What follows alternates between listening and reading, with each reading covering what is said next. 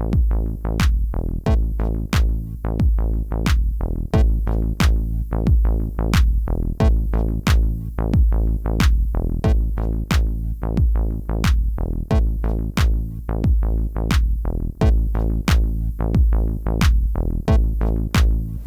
dia a todos. Tenho sentimentos ambivalentes aqui na sessão de hoje. De um lado, uma extrema alegria e felicidade de voltar a esta casa, que é a minha segunda casa. A primeira é a UERJ, a segunda é a EMERJ, ambas responsáveis pela minha formação acadêmica e às quais eu sempre retorno em purga de algo que eu recebi. E aqui reencontrar dois grandes amigos, desembargador Pinheiro, que foi meu colega de turma na mesma UERJ, desembargador Baldez, que foi meu colega de Defensoria Pública, muito antes da Lúcia Helena nascer. Quando ela nasceu, entrou na Defensoria, já nem sabiam mais quem era Baldez e Grandinetti. Também é uma grata oportunidade de estar aqui com ela. O Tiago Joffre, do Ministério Público, também é um prazer reencontrá-lo aqui. A professora Sandra, uma grata surpresa, não exatamente pelo que ela nos explicou sobre o direito português, com bastante competência, mas porque ela foi ao direito brasileiro e explicou, citou lei de juizados criminais, citou Constituição brasileira, códigos, legislação contra o crime organizado, com um conhecimento muito bom, muito satisfatório para quem vê de longe, não é? Então, professora, a senhora está vendo de perto, por tudo que foi dito, a senhora está vendo de perto também, e foi realmente uma grata surpresa em ver que a senhora realmente está muito próxima dos brasileiros. Isso a credencia para voltar mais vezes aqui, convidada pela Escola da Magistratura. E também uma grande oportunidade de rever o deputado Paulo Teixeira, com o qual eu estive numa daquelas discussões lá do Congresso Nacional, se não me engano, foi sobre o projeto de reforma do Código de Processo Penal, que tramita lá há 10 anos. Esse é o lado positivo de eu rever todas essas pessoas, rever pessoas do público, que eu também conheço e prezo muito. O outro aspecto, eu me referi à ambivalência, é realmente ver com uma certa tristeza, uma profunda tristeza, ver o meu país discutindo um projeto como esse. É um projeto medíocre, é um projeto inoportuno e um projeto inconstitucional. E ver também brasileiros enrolados na bandeira do Brasil pedindo a aprovação desse projeto sem abrirem uma linha deste projeto, saindo às ruas pedindo aprovação sem conhecer, sem saber as consequências, sem saber do que se trata.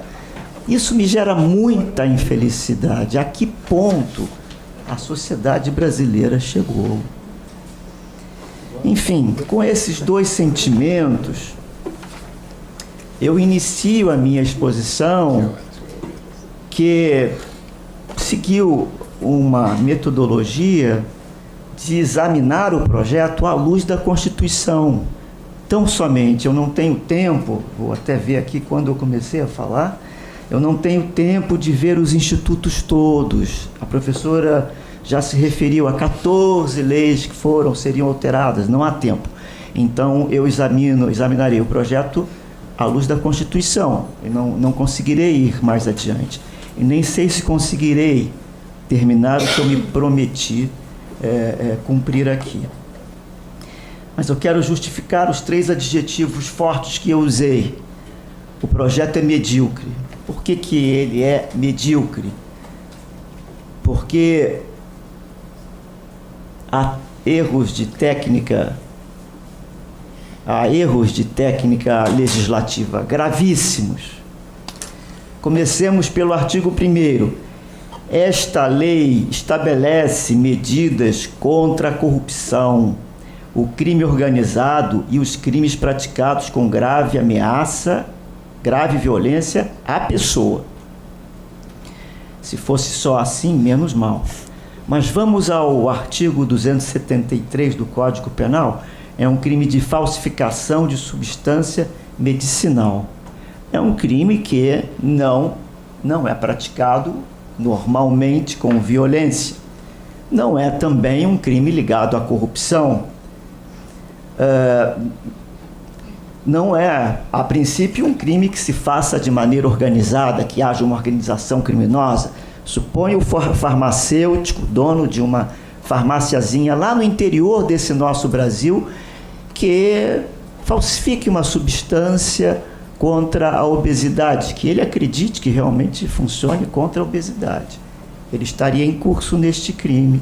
E, embora sem violência, sem organização criminosa, sem ser crime de corrupção, ele se sujeitaria ao perdimento de bens, perdimento alargado, explicado pela professora, sempre que houvesse a possibilidade de uma conduta habitual e se ele não conseguisse justificar a licitude do seu patrimônio, com inversão do ônus da prova. Então, a lei declara que ela visa um grupo de criminalidade, mais gravosa, e se aplica a outras situações. Ou isso é erro de técnica legislativa e um erro grave, ou é um erro de transparência, houve falta de transparência. E o autor da lei pretende alcançar outras situações, dando à opinião pública uma falsa ideia de que sua atenção é apenas para os crimes graves ligados à corrupção, porque o tema da corrupção é um tema que realmente mobiliza a opinião pública.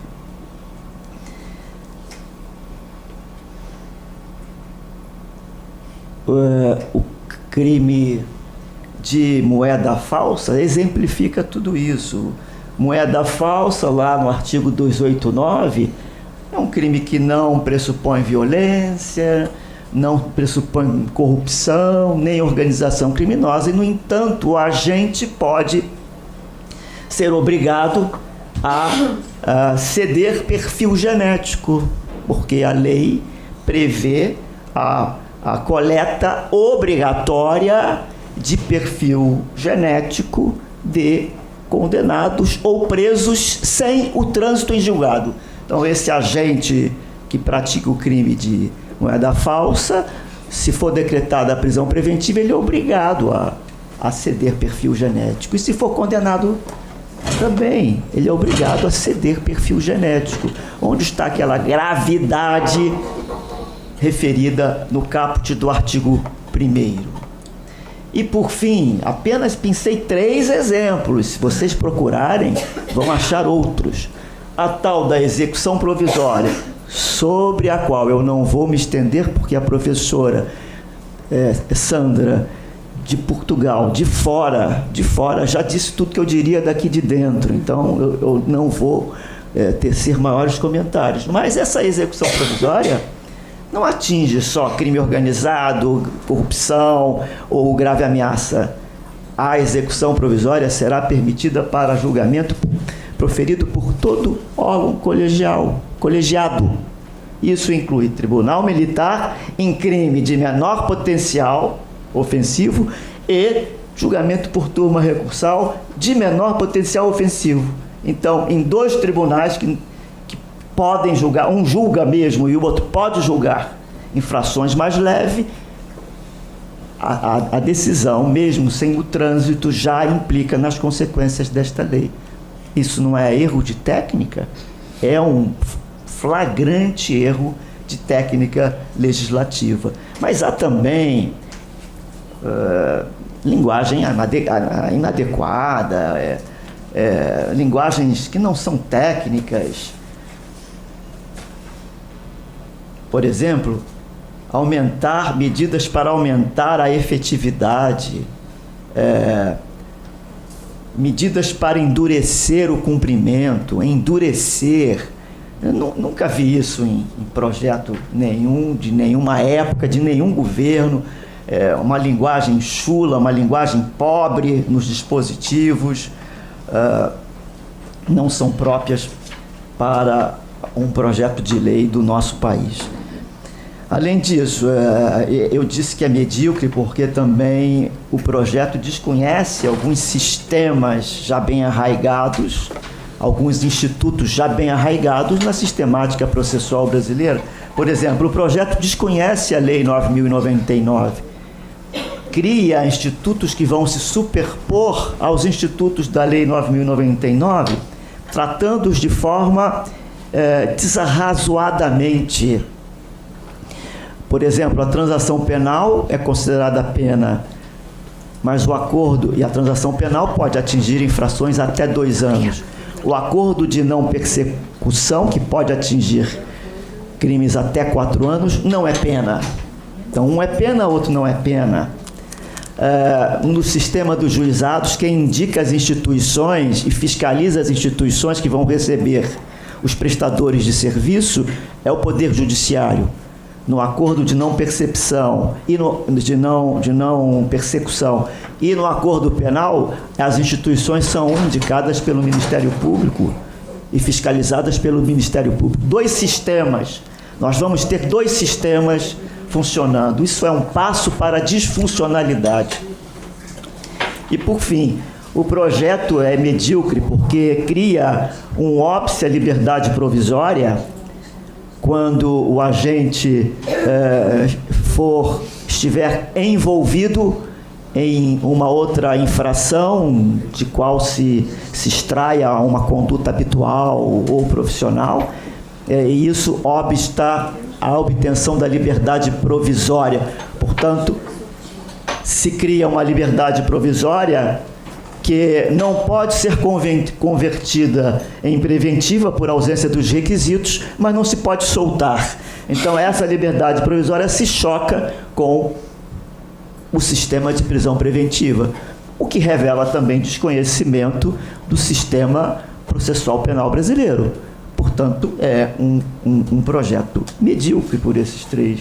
São alguns exemplos que eu trouxe. Posso trazer, e os senhores podem trazer outros exemplos também, porque vão encontrar outros exemplos. Tem erros de português que já foram apontados, erros mesmo, as frases não são claras. Mas acho que com isso eu justifiquei por que eu o acusei de mediocridade. Agora eu tenho que justificar por que eu o acusei de inoportuno. Ele é inoportuno porque ele ignora que a academia e deputados valorosos estão trabalhando num projeto de Código de Processo Penal há 10 anos, originado de uma comissão de professores, presidida por um procurador de justiça aposentado, o professor Eugênio Pacelli, composta por professores do Brasil todo, professores titulares, professores que são experientes na matéria, professor Jacinto Coutinho, por exemplo, que é o maior professor de processo penal no Brasil, segundo a minha visão. A Câmara dos Deputados constituiu uma comissão que realmente trabalhou. Eu fui testemunha, porque fui lá na comissão. O Ministério Público ofereceu subsídios, a Ordem dos Advogados, a AMB, e eu fui testemunha porque eu fui membro da comissão da AMB, que foi prestar auxílio, a Defensoria Pública contribuiu, e esse projeto, que está tramitando há 10 anos, é totalmente ignorado por esse projeto. Portanto, ele é inoportuno.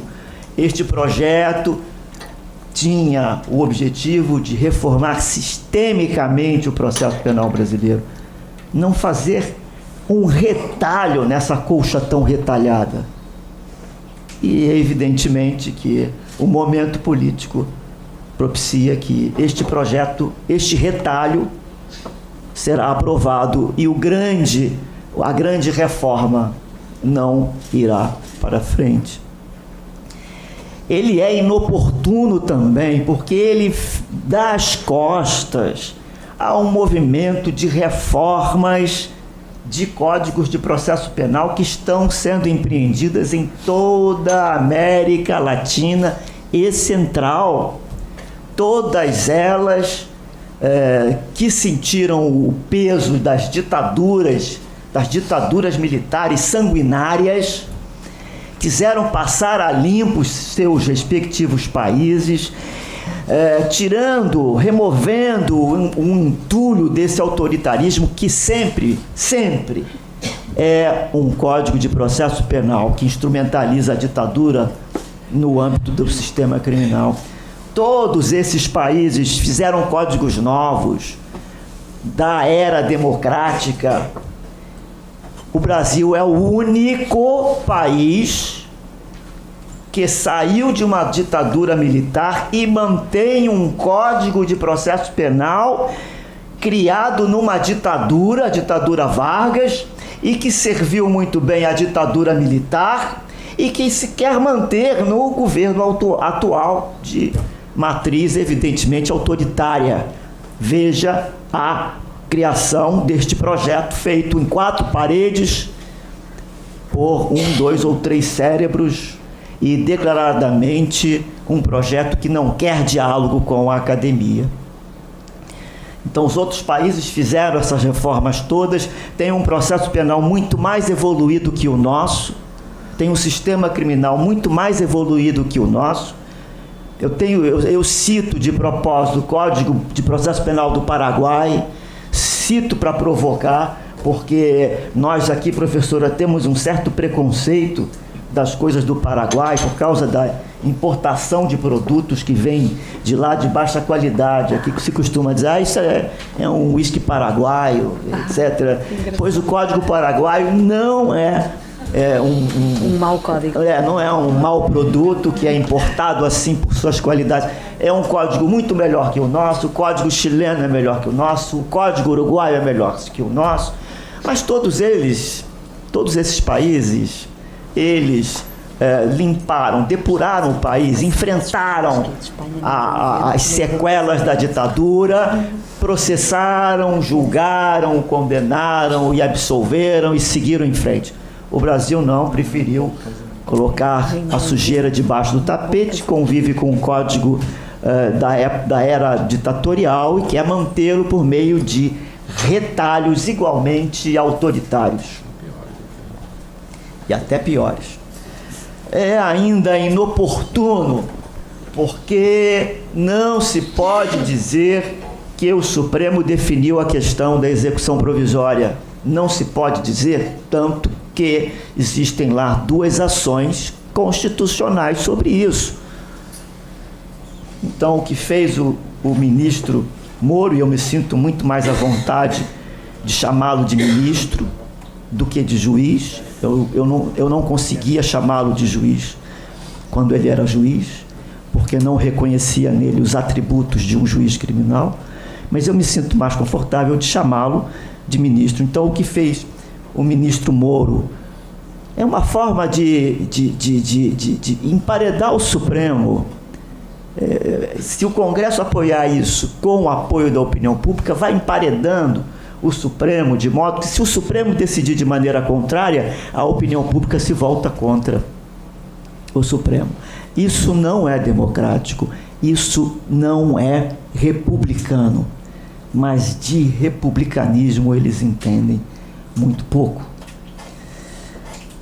Outra consideração de inoportunidade. O projeto prevê a coleta de material genético, como eu me referi aqui, obrigatório até sem o trânsito em julgado, e prevê ainda uma sanção disciplinar para o preso que se recusar.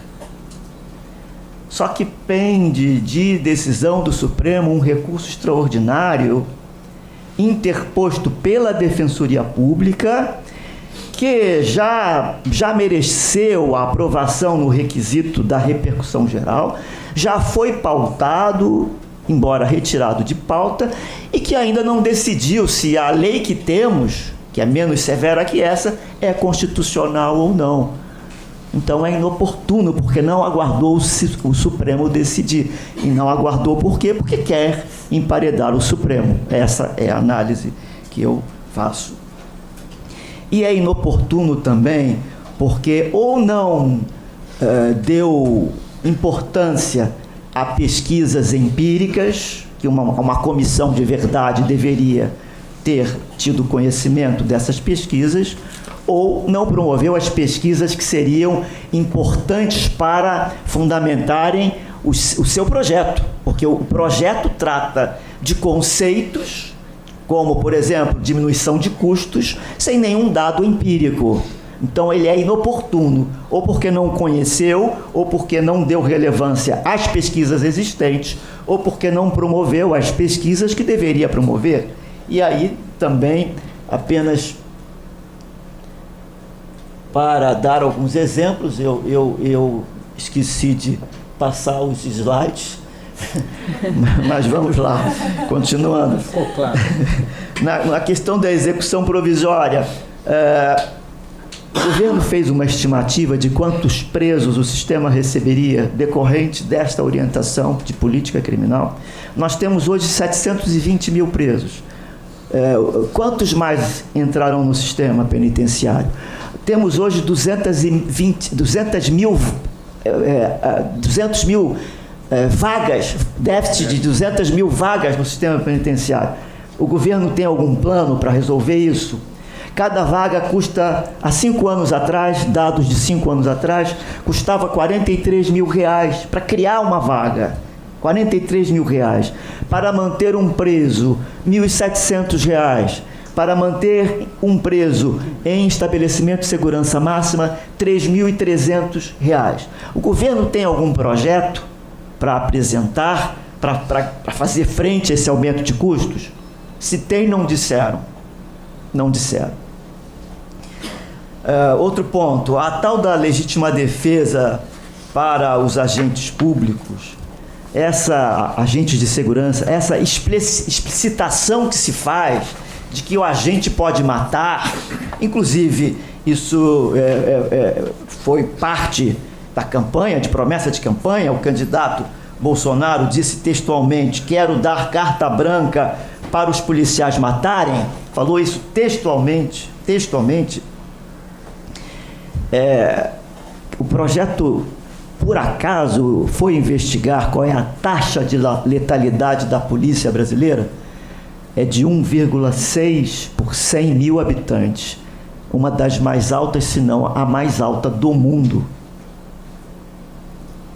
Sem a licença para matar que o candidato propôs. Agora, com a licença para matar, a nossa taxa de letalidade vai estourar. Quer dizer, não se cuida das consequências desses dispositivos. Ainda, apenas dando exemplos.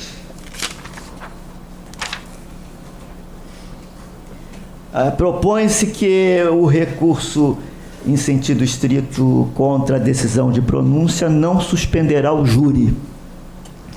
O professor Auri Lopes fez uma pesquisa no Rio Grande do Sul e apurou que 55% dos recursos contra a decisão do júri são providos. 55%. Isso significa que teremos 55% de nulidades em júri. Pelo menos há uma potencialidade de anulação de 55% dos júris. Perda de tempo e de gasto em 55% dos júris. Ou seja, este dispositivo vai na contramão do que se pretende, que é a celeridade e a efetividade e a redução de custos. Se houvesse uma pesquisa, talvez não fizessem essa proposta. Outra, os embargos de declaração suspende a prescrição. O motivo é que há muitos embargos de declaração opostos pelas defesas, para que protelem o julgamento. Não se pensou na possibilidade de embargos de declaração por parte do Ministério Público, justamente para fazer suspender a prescrição também? Será que esse problema não vai voltar a acontecer do lado contrário?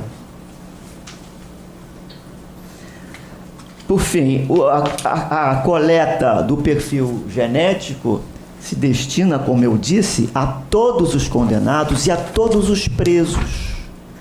O projeto cuida de estimar quanto vai ter que gastar com isso.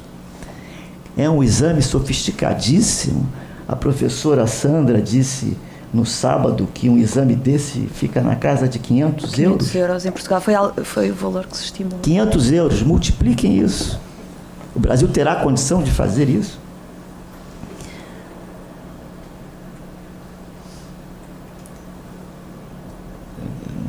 Eu não estou me acertando aqui com a ordem dos fatores. Então, se calhar está ao contrário. Sim. A tal da plea bargain brasileira, a professora já discorreu um pouco sobre ela, pressupõe a confissão, o recebimento da denúncia, sem limite de pena, a execução, o benefício pode ser até metade da pena, etc. e tal. Há uma pesquisa feita nos Estados Unidos que comprova que 4% dos condenados que confessaram são inocentes. 4% dos condenados que se submeteram ao plea bargain que confessaram são inocentes. 4%. Por que confessaram? Porque o Ministério Público de lá não se submete a nenhum tipo de controle. E ele tem liberdade, inclusive, para transigir sobre tipos penais. Ele pode, então, ameaçar com um tipo de homicídio triplamente qualificado e negociar por um tipo com pena menor, e o condenado fica no dilema de ou ir para a cadeira elétrica ou a pena perpétua, ou então receber 12 anos de prisão. Ele, inocente, prefere receber 12 anos de prisão. Isso está provado, há pesquisas empíricas, há artigos sobre isso. 4%. Mas vão dizer, 4% é pouco. É pouco. O sistema pode sobreviver com essa margem de erro. 4% no Brasil seriam 28 mil pessoas condenadas, confessas e inocentes. O sistema que importa tudo, o projeto que importa tudo dos Estados Unidos, não importou as críticas que lá se faz ao plea bargain americano. Então, com isso, eu estou também dizendo que ele é inoportuno, porque não deu ênfase, não descurou, não levou em conta o que deveria levar. E as inconstitucionalidades, seria a parte maior da minha explanação, e eu já estou vendo que eu não vou conseguir terminar.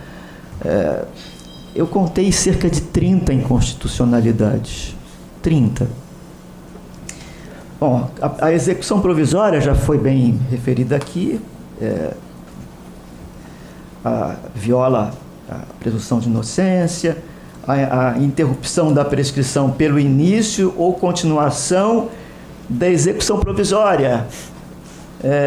Ou seja, iniciar uma execução provisória interrompe a prescrição. Depois ele pode ser absolvido. O perdimento de bens nas infrações cuja pena máxima seja superior a 6 anos, em havendo crime e conduta habitual, se o agente não justificar o patrimônio, ou seja, essa inversão do ônus da prova, viola o princípio da presunção de inocência e viola também o princípio do devido processo legal. A professora Sandra expôs aqui o artigo da Constituição brasileira. Ninguém será privado da sua liberdade e de seus bens sem o devido processo legal. Pois imagine aquele farmacêutico do exemplo lá de cima, lá na sua pequena farmácia, fazendo uma fórmula para emagrecimento, que é muito, muito procurada mesmo. Ele se defende de um crime gravíssimo, que é a da falsidade, a pena máxima é superior a 6 anos, mas ele se defende desse crime. Desse crime. E ao final, ele é condenado a perder os bens, simplesmente porque ele não fez prova da licitude dos bens. Então, é inconstitucional o perdimento desses bens, é desproporcional, a professora sublinhou isso, e viola o princípio do devido processo legal. Há uma medida assecuratória, que é a possibilidade de utilização dos bens apreendidos do agente, mesmo sem trânsito em julgado. Os bens são apreendidos e usados por interesse público, mesmo sem o trânsito em julgado. Isso não viola a presunção de inocência? Viola. Ele só pode perder os bens dele após o trânsito em julgado.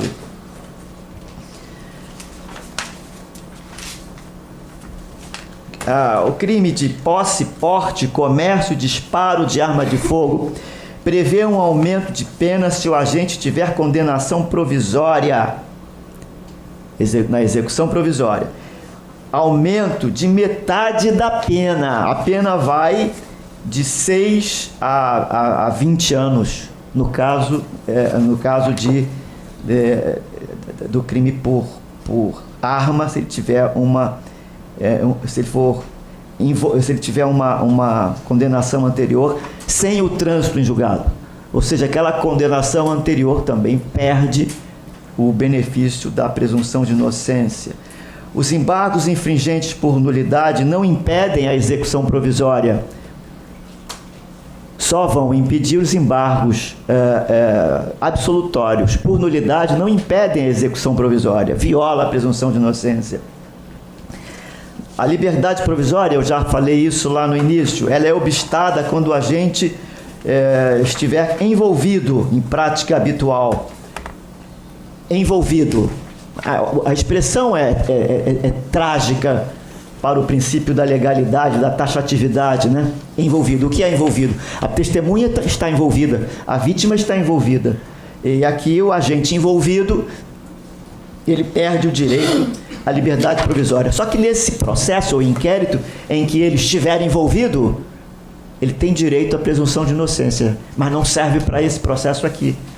Ele não obtém a liberdade nesse processo aqui. Então, viola a presunção de inocência. Quanto ao princípio da isonomia, essas soluções negociadas, acordo de não persecução e acordo penal, prevêem a transferência do juiz para o promotor da escolha da pena, regime, instituições e a fiscalização dessas instituições.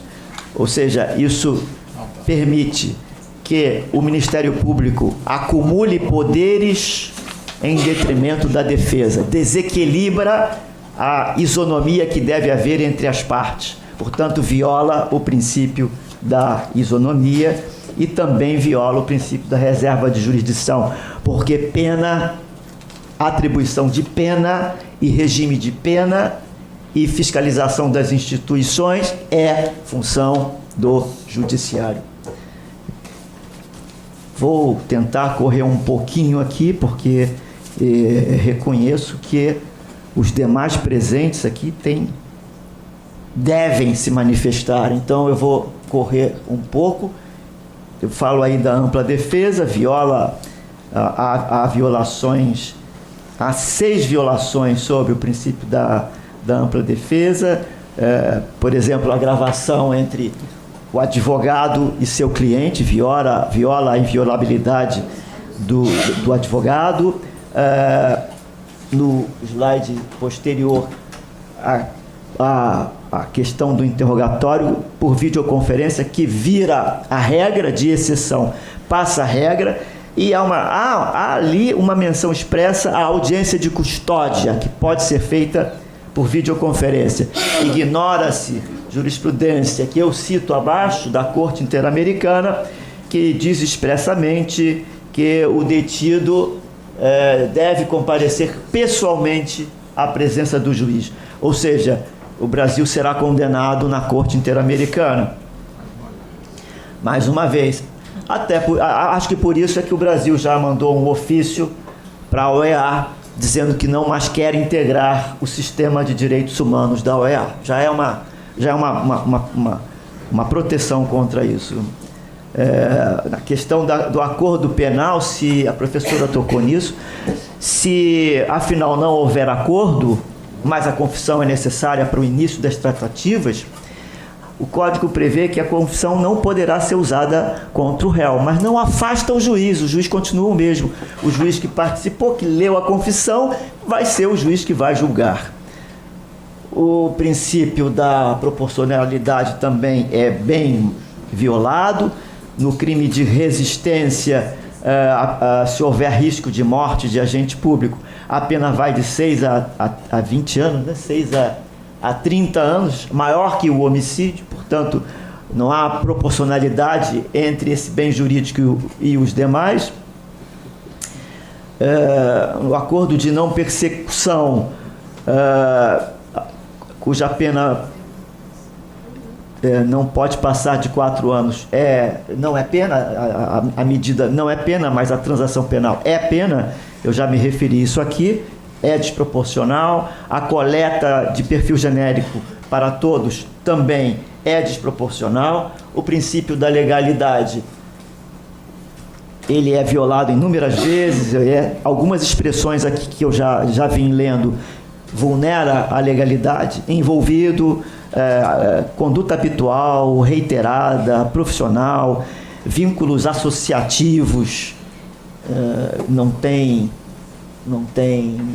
peso de taxatividade que se deseja.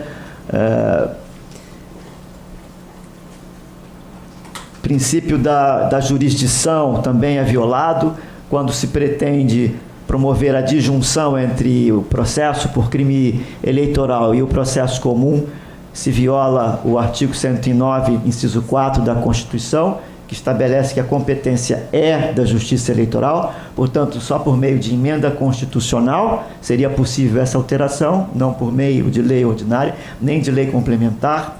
As outras duas medidas sobre presídios federais também violam o princípio da jurisdição, viola o artigo 109 da Constituição, estabelecer que o juiz federal vai ter competência cível em tudo que acontecer em presídio, viola o artigo 109. O diretor poder modificar o regime de cumprimento de pena fixado pelo juiz, viola também o princípio da jurisdição, da reserva de jurisdição.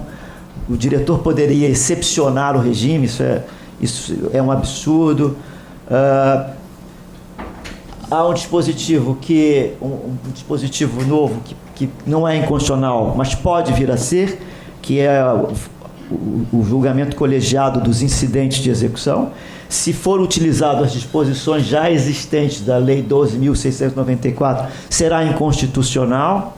E, por fim, eu consegui falar tudo, embora de maneira correndo bastante, mas o princípio federativo também será ofendido no informante do bem, porque impõe a criação de ouvidorias em estados, municípios e seus órgãos públicos, autarquias, empresas públicas e sociedades de economia mista. Imaginem o gasto que se terá criando ouvidorias em tudo quanto é empresa pública, sociedade de economia mista, municipal, estadual, federal, etc. e tal.